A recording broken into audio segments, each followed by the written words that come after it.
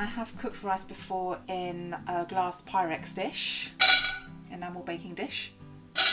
This rice cake tin, but today I'll be using this bread tin. I actually do have presets, and these are rice, cupcakes, pizza, toast, etc. So if I click on any of these, for rice it's 250 degrees Celsius for 30 minutes. You could just set the timer and the temperature manually. So to do that, you literally just press plus to go all the way to 30 minutes.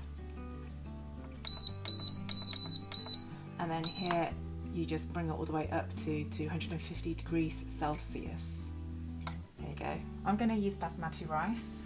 You can go for whatever amount you want. So I'm going to go for 200 rice. For 200 rice I'll need 400 water because you double it. Pop the rice in the bread tin. This is boiled water from the kettle. That was 200, so I'm now putting in another 200 to make 400.